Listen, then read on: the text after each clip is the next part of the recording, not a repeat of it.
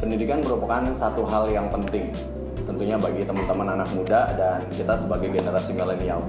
Apalagi bagi teman-teman yang sedang menempuh S1 dan sekarang akan menempuh S2 kembali. Betapa pentingnya pendidikan hingga anak-anak muda sekarang merantau hingga ke luar negeri, keluar daerah, bahkan ke negeri yang jauh. Kita akan membahas pengalaman anak muda Balikpapan yang berkuliah di UK, United Kingdom, di Inggris untuk menempuh S2 beliau. Dan beliau ini adalah satu anak muda yang cantik, pinter, juga sukses, dan tahun kemarin 2018 juga baru lulus dari S2 di Edinburgh dengan beasiswa Chevening. Untuk tips dan trik berhubung tahun ini juga masa-masanya lulus S1 dan akan menempuh S2, harapannya teman-teman akan menerima konten-konten yang bersifat edukatif yang dapat membantu teman-teman untuk menempuh kuliah di jenjang selanjutnya. Selamat datang di Bicara Lagi.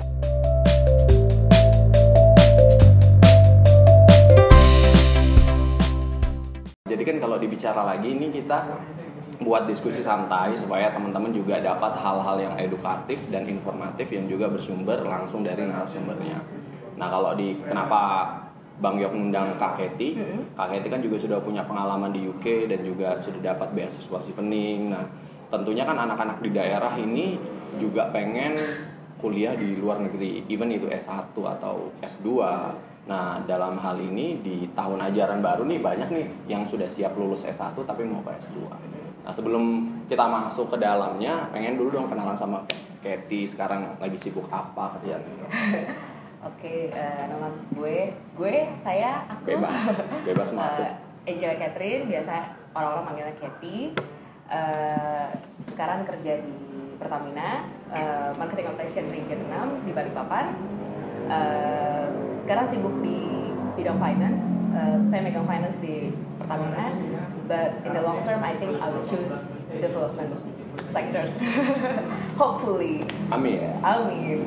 Kayaknya ini pemenang Duta Pertamina 2018 loh, anyway. Sekalian promosi. Jadi Kak Catherine baru memenangkan Duta Pertamina. Jadi dari Pertamina seluruh Indonesia beliau menjadi new face of Pertamina dan bakal ke Duta BUMN ya Kak 2019. Doakan di bulan Mei 2019. Amin, kita doakan sama-sama. Tentunya kan di sana itu kalau misalnya dilihat di Instagram itu kan biasanya yang keren banget, kita jalan-jalan ke luar negeri, baru kita ketemu banyak relasi, bahkan kita bisa liburan. Tapi sebenarnya yang kenyataannya pada saat di sana itu gimana sih? Apa sih sebenarnya sedihnya atau suka dukanya sama di sana? Ya mungkin orang-orang kalau ngelihat terutama yang dapat beasiswa ke Inggris, wah ini orang-orang bukannya kuliah malah jalan-jalan gitu.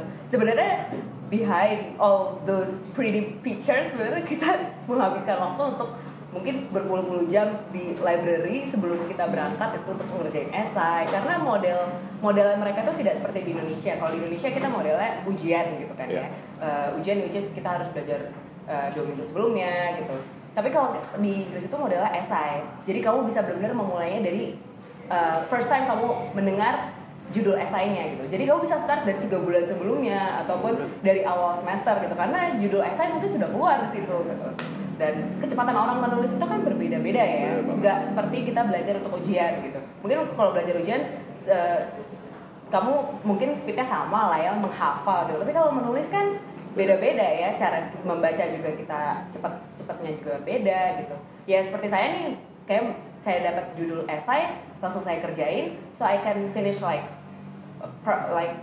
sebulan sebelum dari deadline-nya gitu. Jadi saya bisa punya waktu untuk jalan-jalan.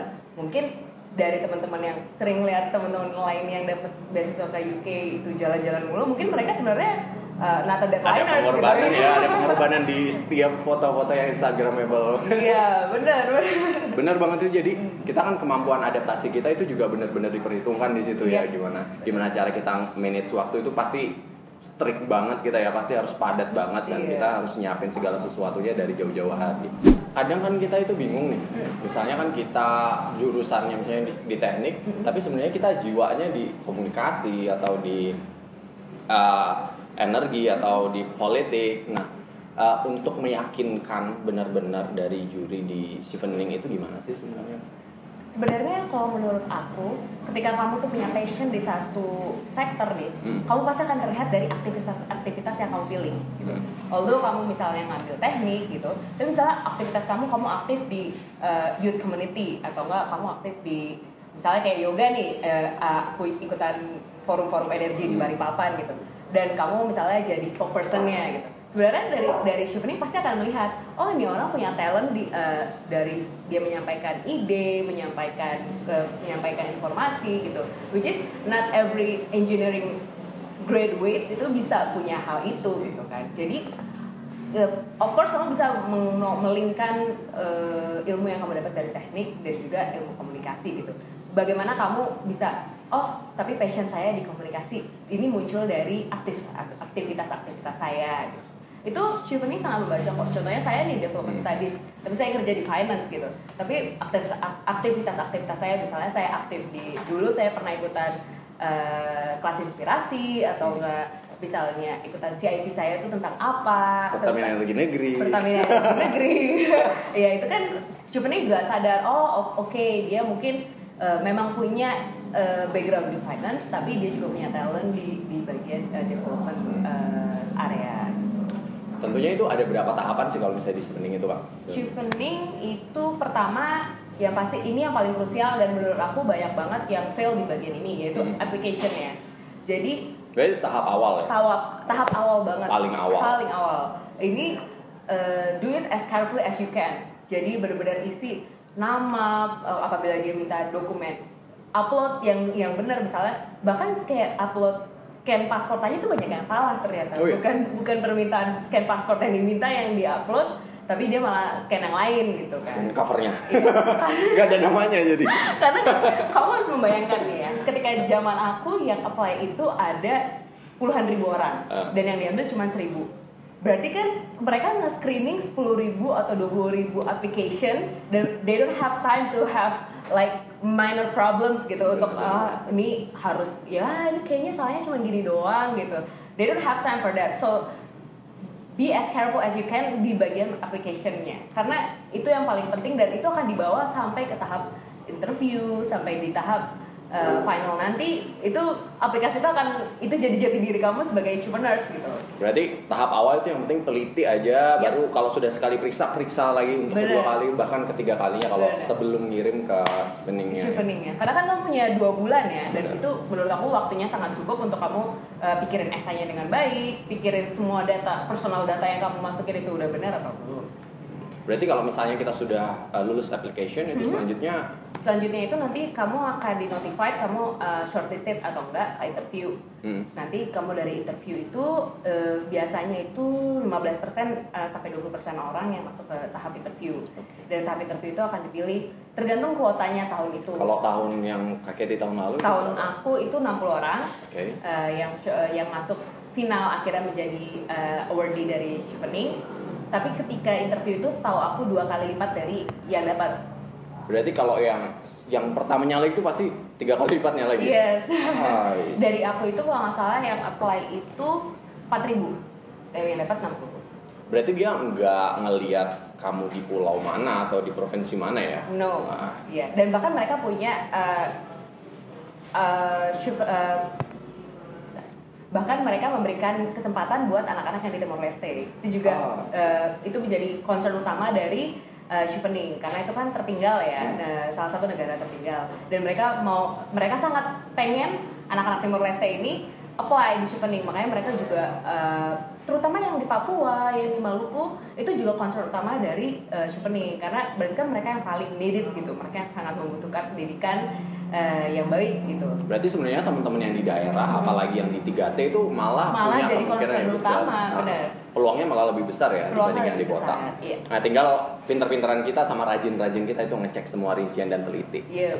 Banget. Kita sudah ke aplikasinya yang pertama dan juga ke interview. Dari interview itu interview online atau kita lihat esai doang atau gimana?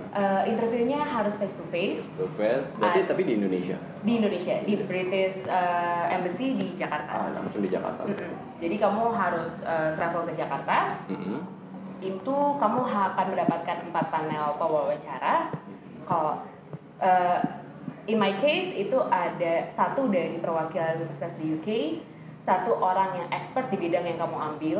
Contohnya kayak aku di development studies itu ada perwakilan dari development agency, terus ada dari British Embassy, dan juga ada perwakilan dari chevening panelnya. Oh berarti orang Indonesianya nggak ada malah ya? Yang dari British Embassy Indonesia itu orang Indonesia. Oh orang Indonesianya ada, oke. Baru kalau setelah itu apakah ada tahapan lagi atau langsung? Habis dari interview final? mereka butuh kamu udah dapet. Jadi enaknya di chevening kamu tuh memilih 3 universitas. Tapi mereka akan menunggu sampai kamu lulus dari interview. Mereka menunggu LOA kamu sampai kamu dinyatakan lulus dari interview. Jadi kamu punya spare waktu dari awal application kan Agustus nih sampai pengumuman lulus interview itu Juli. Berarti kamu punya berapa bulan? Hampir 10 bulan, 7 bulan lah untuk mempersiapkan LOA kamu, letter of acceptance dari universitas kamu. Iya. Berarti waktunya panjang ya masih yang bisa disiapkan, dan setelah itu baru kita langsung lulus dan bisa ke sana atau gimana? LOA, IELTS sama kamu memang medically safe untuk berangkat ke UK. Jadi yang ditunggu itu aja setelah interview. Untuk teman-teman juga kalau habis nonton ini teman-teman juga bisa searching apa aja untuk detail-detailnya, berapa IELTS-nya dan juga LOA-nya gimana, dan juga pasti banyak banget kan di internet itu gimana cara membuat CV yang menarik. CV kan juga masuk kan ya? Iya. CV-nya.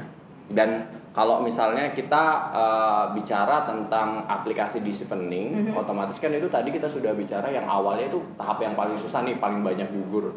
Nah sebenarnya tahap di interview ini belum dijelasin nih gimana sih sebenarnya, apakah kita harus memahami sedetail mungkin atau ada sesuatu yang kuncinya yang kita bisa ambil dari situ? Makanya aku dari awal bilang kunci utama dari apply chevening itu adalah di application process. Karena di application process itu ada 4 kunci pertanyaan esai kan. Dan 4 kunci pertanyaan esai ini akan dibawa terus sampai interview. Jadi di interview ini mereka mau tahu nih, mungkin kamu memang look smart on the paper, but in person ternyata oh ini mungkin kemarin dia nulisnya bagus nih, tapi ternyata pas interview ternyata dia tidak passionate itu terhadap jawaban-jawaban. Atau jangan-jangan ada yang bantuin loh. Iya, mungkin juga kan, it's open for everything ya.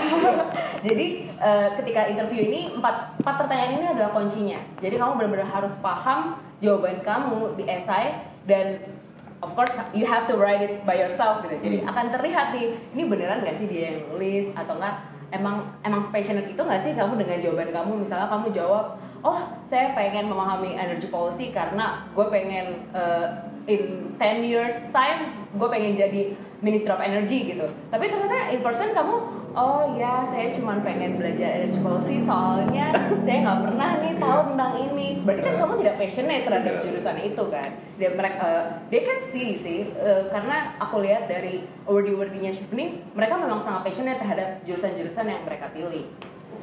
Oke. Dan yang menarik dari sesi ini adalah kejujuran itu yang utama sih sebenarnya. Jadi teman-teman otomatis sejujur mungkin. Teman-teman kalau memang passionate di situ, bener-bener dalemin itu atau perbanyak kegiatan. Paling gampang sih ngikutin kegiatan volunteering yang sesuai dengan jurusan nantinya. Iya, benar banget. Itu sih sebenarnya. Dan kayaknya kita banyak banget sudah tips dan triknya yang sudah dikasih untuk chevening. Dan anyway, biasanya kapan nih tanggal-tanggal bukanya? Kayaknya dekat-dekat ini ada ya? Iya, kita buka application-nya usually open at Agustus tanggal 6 di setiap tahunnya, dan close-nya itu November. Jadi kamu punya waktu dari sekarang, kamu bisa start kan? 7 bulan, 8 bulan loh, siapin. Bener-bener nih. Jadi nanti November application prosesnya ditutup. Nanti yang shortlisted ke interview itu biasanya diumumin di bulan Februari. Nah, di situ nanti kamu interview biasanya bulan Maret sampai April. Maret 2020 berarti. Nah ya, Maret 2020 kamu biasanya interviewnya dari misalnya ada 150 orang, itu akan di spread di bulan Maret sama April. Nanti kamu akan diberikan di-announce siapa nih yang jadi Chevening Award di tahun 2020 2021 itu di bulan Juli. Oke. Berarti kalau misalnya kan ini bulan-bulannya teman-teman ngerjain skripsi dan juga S1 banyak yang fresh graduate. Cuma kalau memang dia sudah punya pengalaman pada saat kuliahnya, bisa nggak sih apply tapi dia belum wisuda?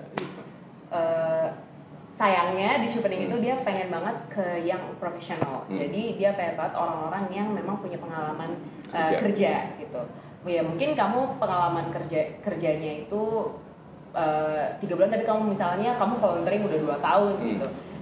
They will consider that, tapi saranku sih kamu cari dulu pengalaman profesionalnya, karena ini bukan cuma beasiswa akademik, tapi dia mau banget lihat orang-orang yang memang udah punya pengalaman networking atau enggak professional career gitu. Jadi perdalam dulu nih kamu passion kamu apa. Mungkin ketika S1 itu bukan passion kamu kan. Ketika masuk dunia profesional tiba-tiba I know my passion now gitu. Jadi mereka pengen banget orang-orang yang udah profesional di bidangnya. Jadi ya saran aku sih perdalam dulu nih dunia profesionalnya, baru kamu apply Chevening.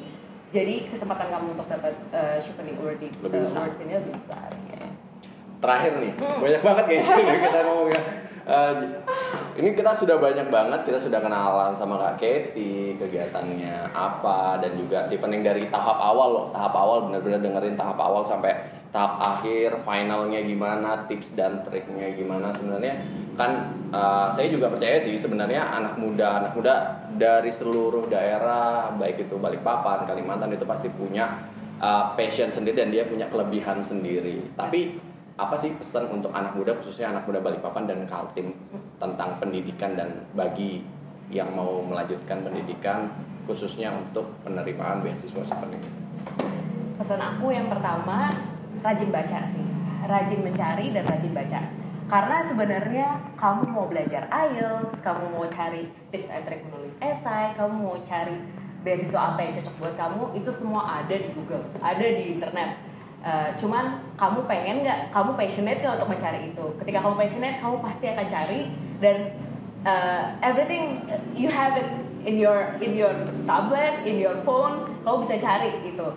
Dan kayak aku belajar IELTS based on internet, benar-benar based on internet. Dan kita di Balikpapan, I know we have just like, I think we don't have a proper English course di sini untuk persiapan IELTS. Tapi kamu jangan langsung tapi kan gue di Balikpapan, gue nggak ada waktu nih gue nggak punya resource untuk belajar IELTS gitu. Don't worry, di internet itu lengkap banget semua pertanyaan-pertanyaan IELTS, tips and triknya di YouTube gitu. Jadi kamu jangan langsung discourage karena kamu ada di Balikpapan atau mungkin di Maluku atau mungkin di Sulawesi, Papua. You can do it, karena sekarang kita internet is everywhere, kamu bisa cari di situ. Dan juga yang kedua, jangan malu bertanya.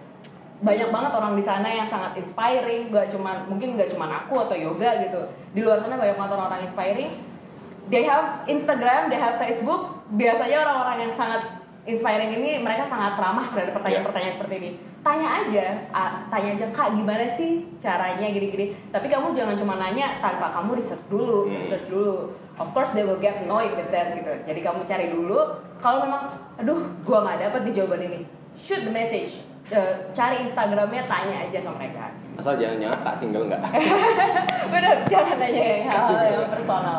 Iya. Jadi setuju banget sama Kak Katie. Sebenarnya kita sumbernya sudah ada, dan teman-teman tinggal bagaimana teman-teman seberapa kuat keinginan teman-teman itu untuk mendapatkan beasiswa itu. Dan juga sumbernya tadi banyak banget dari internet, HP, dan juga bahkan teman-teman di sekitar kita yang sudah punya pengalaman lebih dari kita itu bisa kita jadikan sumber, dan kita bahkan bisa bertanya langsung ke beliau.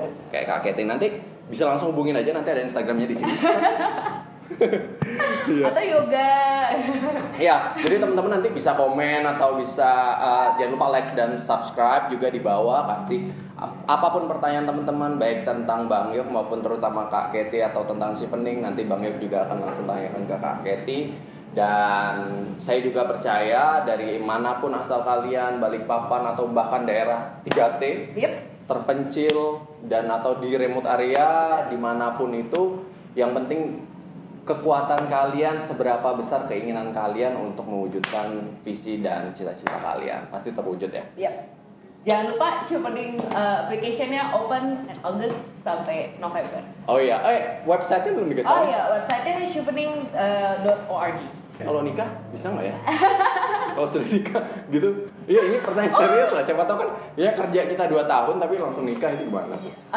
Jangan takut. Angkatan aku ada yang umurnya 38 tahun. Oh iya? Yes. Chevening itu tidak melimit umur kamu berapa. Kalau nggak salah ada, tapi limitnya mungkin 40 atau 45 tahun.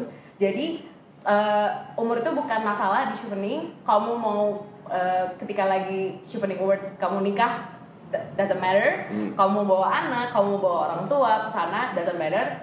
As long as kamu cuma di cover by yourself. Ya, hanya di cover betul kamu aja. Jadi itu juga semuanya sudah dijelasin sama Kak Katy. Beliau Chevening Award dari Edinburgh yang sudah menyelesaikan S2-nya di tahun lalu 2018 dan bakal dibuka lagi di bulan Agustus 2019. Jadi masih ada 7-8 bulan teman-teman untuk mempersiapkannya. Semoga video ini bermanfaat. Jangan lupa like, comment, and subscribe di bawah sini. So, sampai jumpa di Bicara Lagi. Bye-bye. See ya.